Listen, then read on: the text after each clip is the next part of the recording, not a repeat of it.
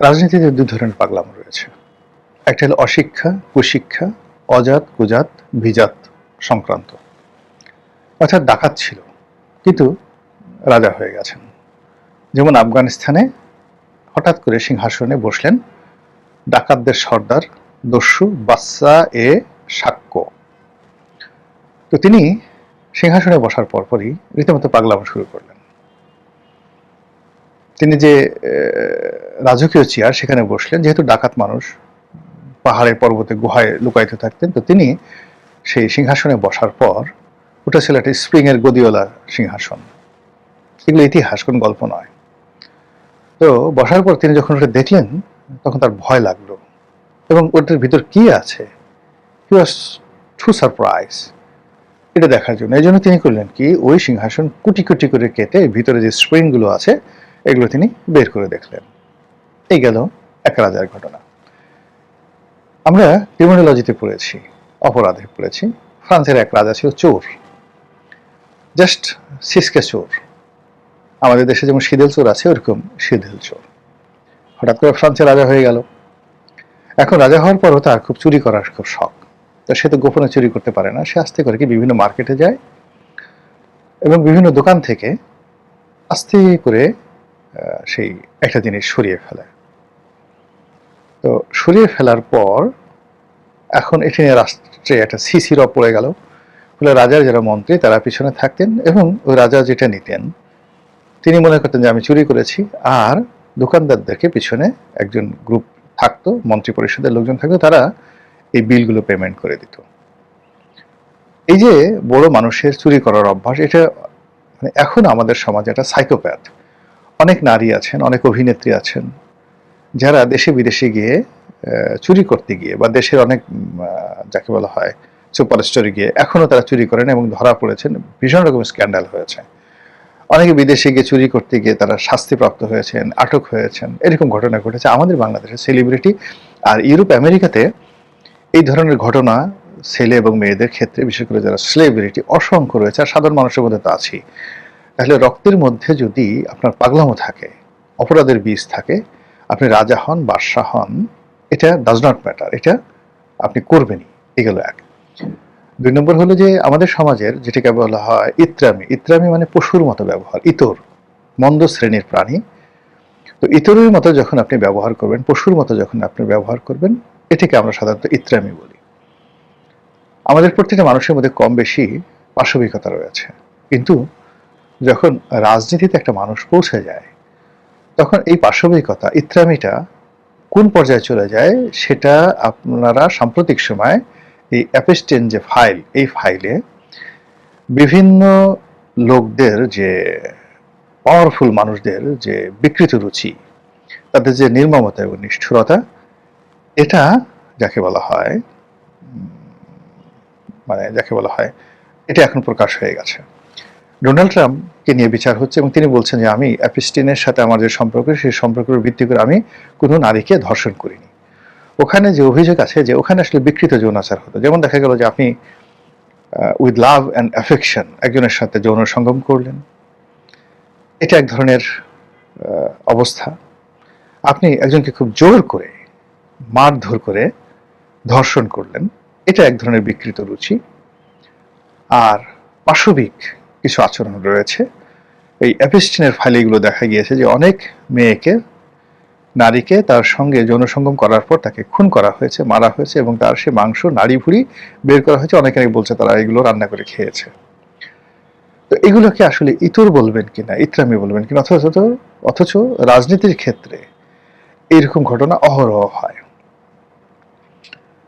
হিরোডোটাসের বইতে এরকম একজন রাজার, পাগলা রাজার কাহিনী আছে। রাজা পাগলা না, খুব বিখ্যাত রাজা। রাজার নাম আর্তাবানেস। এবং এই যে এখন যে পারস্যের যে ফাউন্ডার রাজা, তার নানা ছিলেন, অর্থাৎ দারায়ুসের বস ছিলেন তার আগে যে সাইরাস দ্য গ্রেট, যাকে দ্বিতীয় বা তৃতীয় সাইরাস বলা হয়। তো সেই সাইরাস দ্য গ্রেট, তার নানা ছিলেন আর্তাবানেস, তিনি সম্রাট ছিলেন। আর্তাবানেসের প্রধানমন্ত্রী ছিলেন হারপাগাস। তো একটা বিষয়ে সম্রাট আর্তাবানেস তার প্রধানমন্ত্রীর ব্যাপারে না, হারপাগার ছিলেন প্রধান সেনাপতি, কমান্ডার ইন চিফ। তো তার ব্যাপারে তিনি খুব বিরক্ত হলেন এবং বিরক্ত হওয়ার পরে তাকে শাস্তি দেওয়ার জন্য, মানসিক কষ্ট দেওয়ার জন্য সেই সম্রাট আর্তাবানেস তার প্রধান সেনাপতি হারপাগাসের ছেলেকে, কিশোর ছেলেকে ধরে আনলো, এনে তাকে জবাই করলো, রান্না করলো এবং সেই মাংস তার পিতাকে অর্থাৎ হারপাগাসকে খেতে বাধ্য করা হলো। এটা হলো রাজনীতির ইত্রামি। তো এত কিছুর পরেও মানে এই যে ইত্রামি বলেন, পাগলামি বলেন, বহু এরকম পাগল ইতর রাজার দ্বারা এই পৃথিবীতে অনেক মহৎ কাজ তৈরি হয়েছে। যেমন আমরা সম্রাট নিরোকে বলি, নিরো যখন বাঁশি বাজাচ্ছিল, রোম তখন পুড়ছিল, বলা হয়ে থাকে তিনি রোম নগরীকে পুড়িয়ে ফেলেছিলেন।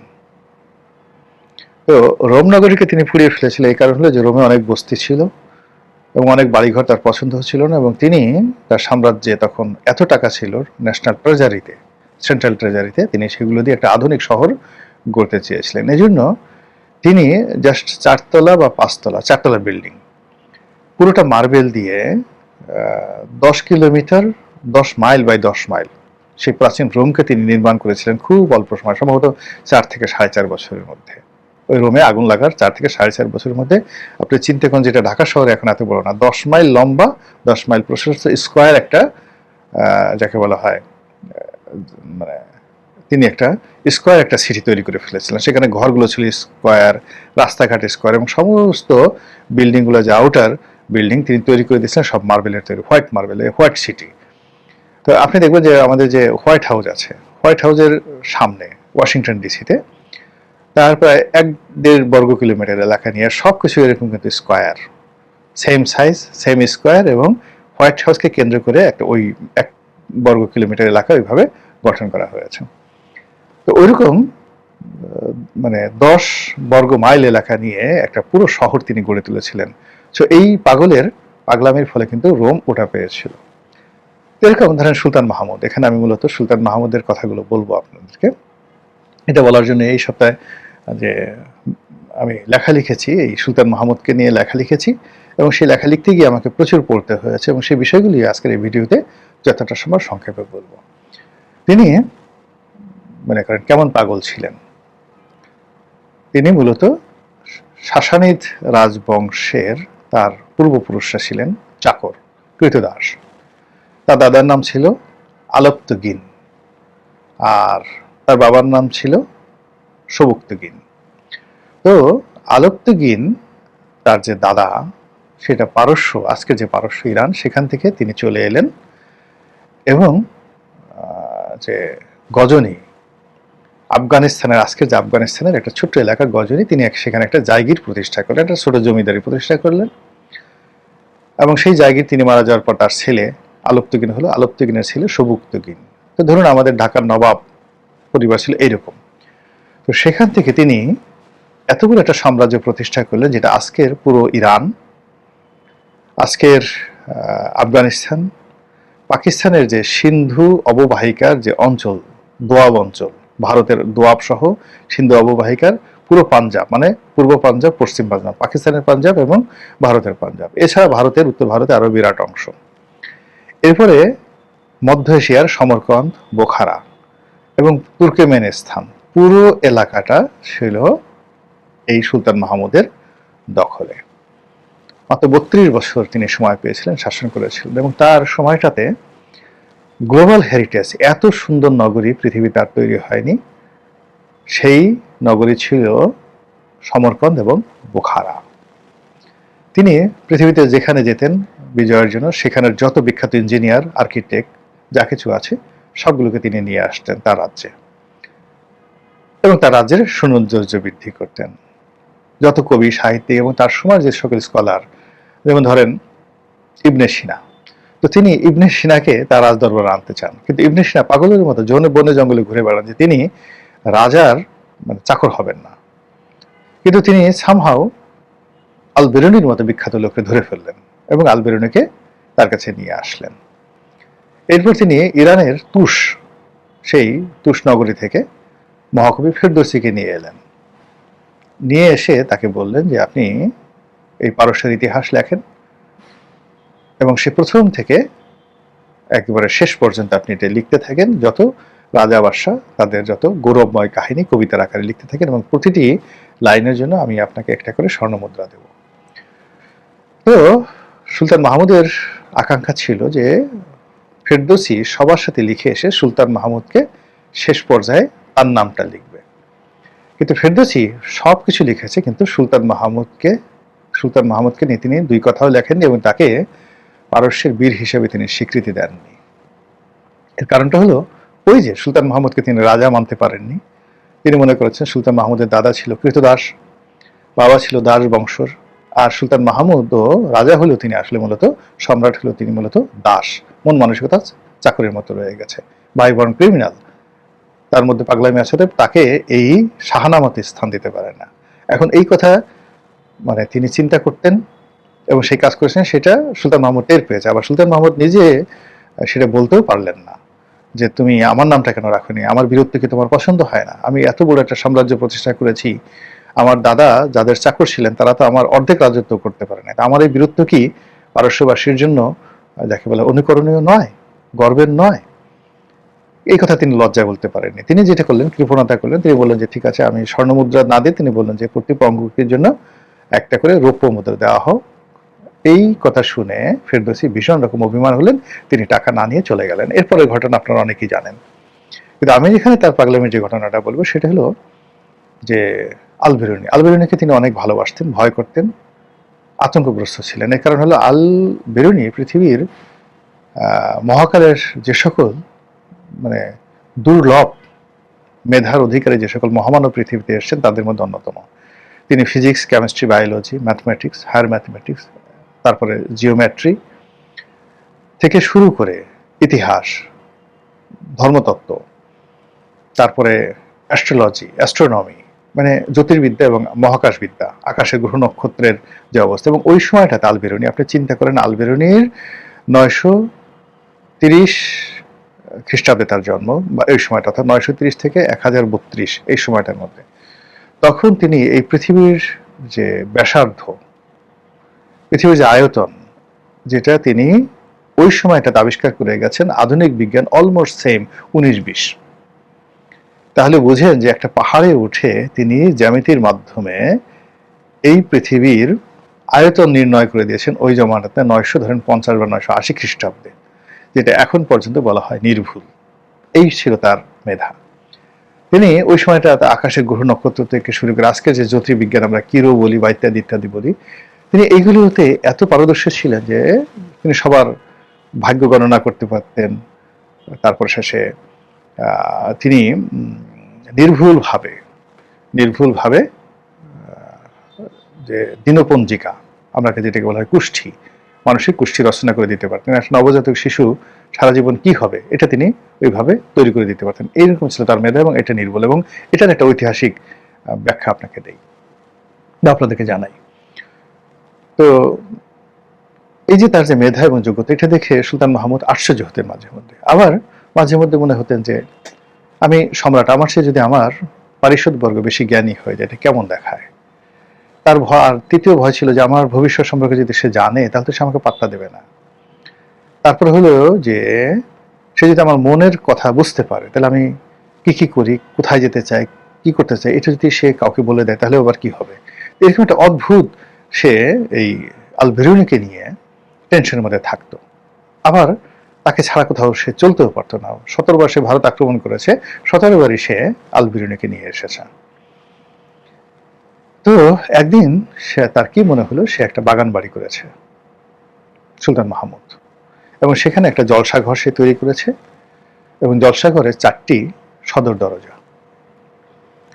তো সেই জলসাঘরে সে প্রথম ঢুকলো, 4টি দরজা খোলা, এবং সেখানে আল বেরুনিকে ডাকা হলো এবং সে বলল যে তুমি তো এত জ্যোতির্বিজ্ঞান জানো, জ্যোতিষশাস্ত্র জানো, এখন তুমি আমার মন মানে বা সিদ্ধান্ত কি হতে পারে একটু বলো তো। বলার দরকার নেই, তুমি একটু লিখো যে আমি এখান থেকে বের হব, এই 4টে দরজার কোন দরজা দিয়ে আমি বের হব।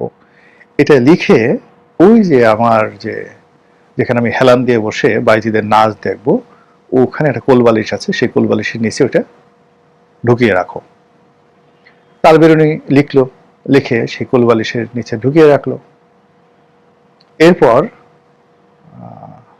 আল মাহমুদ মানে সুলতান মাহমুদ তিনি তার যে রাজমিস্ত্রি তাদেরকে ডাকলেন, ডেকে বললেন যে পশ্চিম দিকের ওই ওয়ালটা ভাঙো, ওয়ালটা ভেঙে নতুন একটা দরজা করো।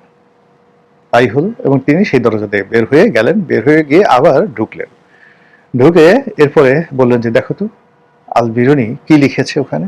আল বিরুনির সামনে দাঁড়ানো, তো দেখলো যে ঠিক সেম কথাটাই আল বিরুনি লিখেছেন যে এই 4টি দরজার একটি দরজা দিয়েও সুলতান মাহমুদ বের হবেন না, তিনি সেই পশ্চিম দিকের দেয়ালটা ভাঙবেন, ওখানে একটা নতুন দরজা তৈরি করবেন এবং সেই দরজা দিয়ে বের হবেন। এটা পড়ার পরে সুলতান মাহমুদের ভীষণ রাগ হয়ে গেল, তিনি পাগল হয়ে গেলেন যে এত বুদ্ধি নিয়ে মানুষ বসবাস করে রেখে করে, এই লোক তো ভীষণ রকম ডেঞ্জারাস, এই লোক পৃথিবীর জন্য খুব ক্ষতিকর, এর পাল্লায় পড়লে আমি মরে যাব, এ আমাকে মেরে ফেলবে, ইত্যাদি ইত্যাদি। আমি একে সামনে নিয়ে কখনো কোনো কাজ করতে স্বস্তি বোধ করছি না, বিকজ আমি যাই সিদ্ধান্ত নেব আমি তার দিকে তাকালে আমি ভুলে যাই, ভয়ে আমার হাত পা কাঁপতে থাকে, একে মেরে ফেলতে হবে, একে এই জলসাগরের উপরে উঠাও, ছাদ থেকে ফেলে একে মেরে ফেলো। হুকুম তামিল হলো, তাকে ছাদ থেকে ফেলে দেওয়া হলো। কিন্তু ওই যে কনস্ট্রাকশনের সময় ছাদ এবং মাটির নিচে একটা জায়গাতে একটা জাল পাতা ছিল, ওটা নিরাপত্তার জন্য, যেহেতু একেবারে একটা নতুন মানে ফিনিশড বিল্ডিং, ওই যারা কন্ট্রাক্টর ছিল তারা ওই জালটা সরায়নি। এটা আমাদের এখনো আমাদের দেশে অনেক সময় হয় যে ওইরকম একটা জাল পাতা থাকে। তো কি হলো, তাকে যখন ছাদ থেকে ফেলে দেওয়া হলো, অলৌকিকভাবে তিনি সেই জালের উপর পড়লেন, আবার সেই জাল থেকে গড়িয়ে তিনি নিচে পড়লেন, ফলে সামান্য ব্যথা পেলেন, একটু উষ্ণ উষ্ণ ব্যথা, কিন্তু আহত হলেন না এবং মারাও গেলেন না। সুলতান মাহমুদ যখন এই ঘটনা শুনলেন, তিনি আবার কৌতূহলী হয়ে পড়লেন, বললেন যে যাও তোকে ধরে নিয়ে আসো, আমার সামনে আনো। তো তাকে সামনে আনা হলো। তো তিনি বললেন যে এই যে তুমি আমার ভবিষ্যৎ লিখলে, আমার মন লিখলে, এখন আজকে যে তোমার ভাগ্যে এই ঘটনাটা ঘটলো, এটা কি তুমি জানতা? তিনি বললো যে আমি এই ব্যাপারে কিছু বলতে চাই না, আমি এখানে আসার আগে আমার আজকে দিনটি কেমন যাবে এটা আমি আমার যে ডায়েরি দিনপঞ্জি সেখানে আমি লিখে রেখেছি, আপনি লোক পাঠিয়ে সেটা নিয়ে আসেন, আনার পর সেটা আপনি দেখার চেষ্টা করেন, সেটা দেখেন। সঙ্গে সঙ্গে রাজার লোকজন ছুটলো, তো তার বাড়িতে গিয়ে সেখান থেকে সেটা নিয়ে আসা হলো, এবং সেখানে দেখলো যে আল বিরুনি লিখছেন যে ওরা